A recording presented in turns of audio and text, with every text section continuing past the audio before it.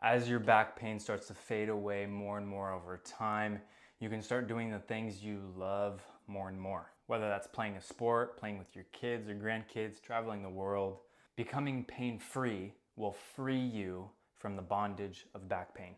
This is part 3 of how to solve your back pain. So if you haven't seen parts 1 and 2, I recommend that you go check those 2 out before you watch this video, because the exercises that are in parts 1 and 2 is what I'll be talking about today. In part 1, we covered how to bring the most blood flow to the lower spine and the hips to promote healing while building a foundation of strength in the area to build off of. And doing those exercises and getting a lot of blood flow will bring tons and tons of much needed pain relief. That will help you get to the next level as well. This sets you up for part 2, where you expand your strength in stretched positions, which is called stretch strength. And this will create permanent changes to your flexibility and strength to provide permanent pain relief. Today, you will learn how to build off of this foundation that you've created in parts 1 and 2. And I promise you, it is so much simpler than you think. Back pain is simple to solve, but it's hard to do. And most people are unwilling to be consistent and take the time to solve their back pain for a better life, a better future for themselves, the people around them, and for their overall enjoyment in life. So the first thing that you need to do to build off of the foundation that we've created is progress your stretch strength.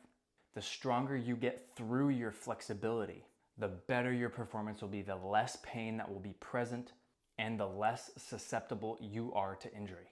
And performance is not limited to sports. This is your performance in life. From the moment you wake up and you need to get out of bed, to the moment your head hits the pillow to start it all over again.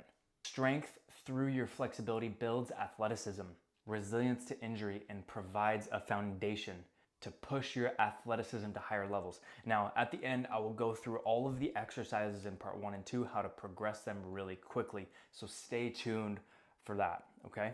Now, cleans and squats are great exercises to increase your athleticism, and there's no way around it. But working through pain with those exercises is not the answer. The most important thing for you to do is get out of pain so that you can do those types of exercises that are optimal for increasing your performance. Because if you experience pain, there's a weakness in the body that is holding you back and will keep you far below your optimal performance level. And on top of that, working through pain will cause damage and much more harm than good in the long term. Regardless, building your stretch strength, I believe, is a lifetime endeavor that everyone should do if they want to keep back pain at bay. The second thing that you need to do to build off of the foundation that you've created is play more for more adaptation. When you build your strength up enough in the gym to be pain-free in your life, now it's time to progress how active you are, to return to the sports, the things you would like to do, and making sure that those things remain pain-free.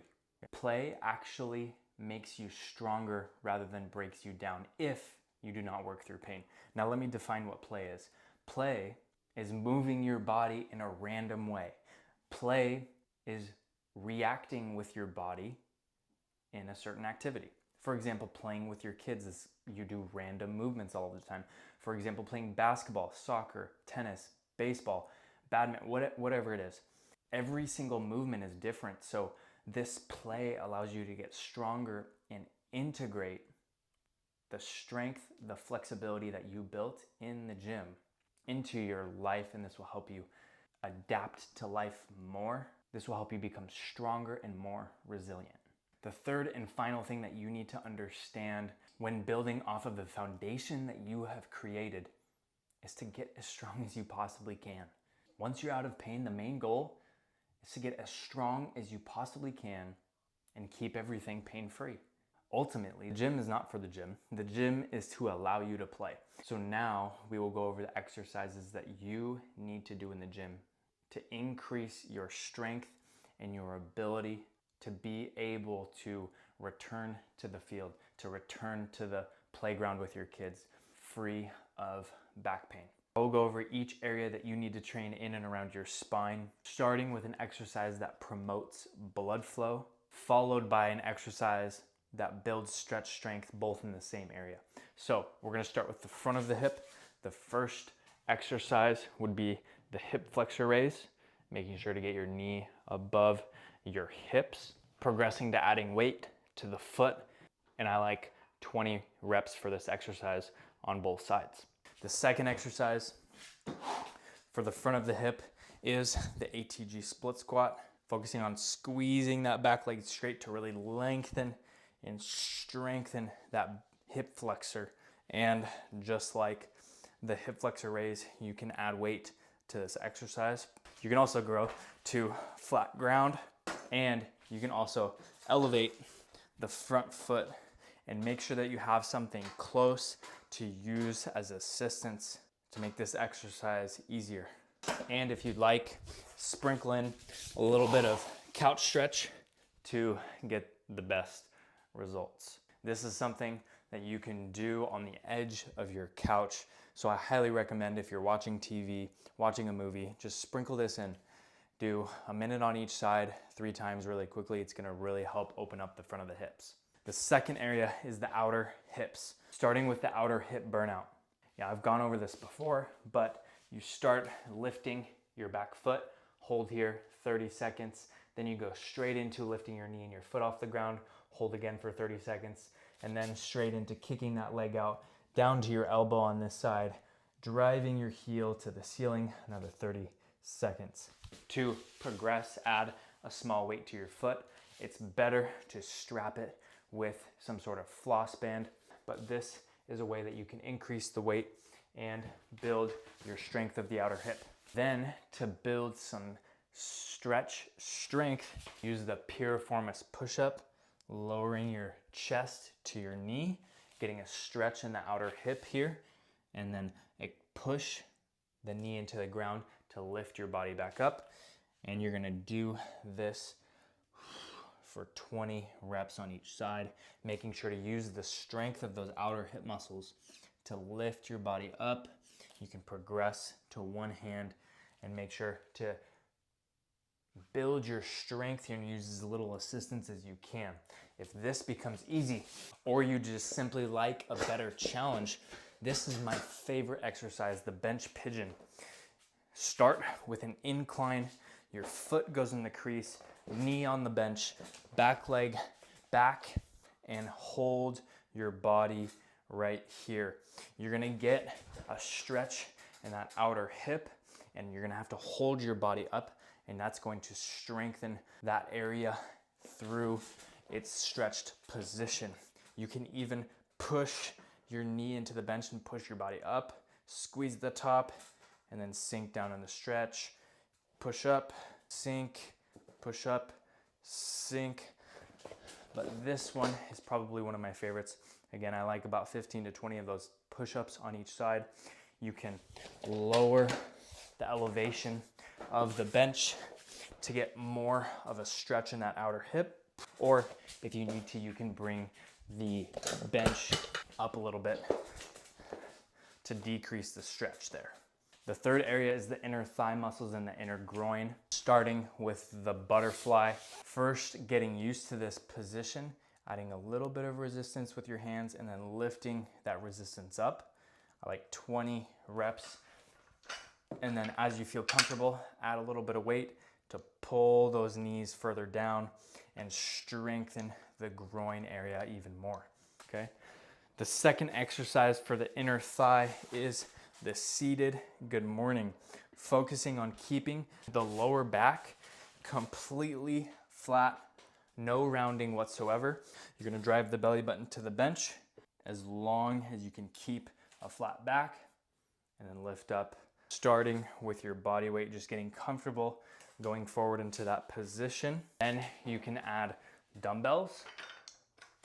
And dumbbells are really nice because if something gets too much, you can simply drop the dumbbells, and there is no need for you to progress to using a barbell. However, it is my favorite way to train the seated good morning.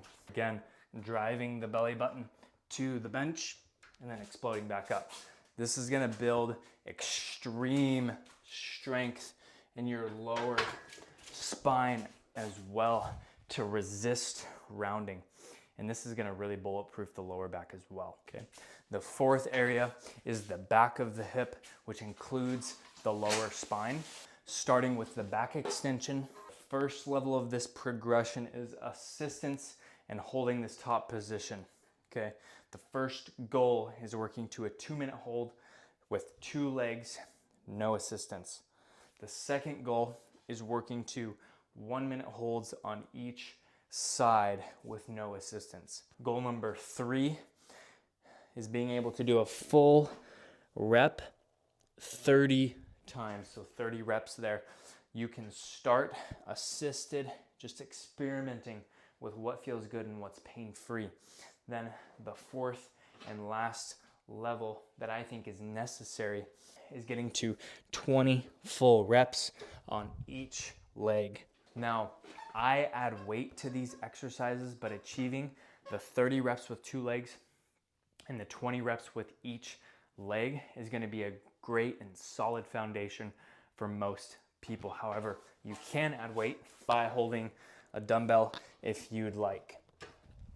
The second exercise for the back of the hip is the Jefferson curl, starting with body weight, tucking the chin, rounding, stretching through every single segment of the spine into a hamstring stretch. You'll pause in that stretch. I like to take a deep breath and then slowly come back up and reverse. And as it feels good, no pressure here, but add a small weight to this exercise to progress in strength in this deep, rounded, stretched position.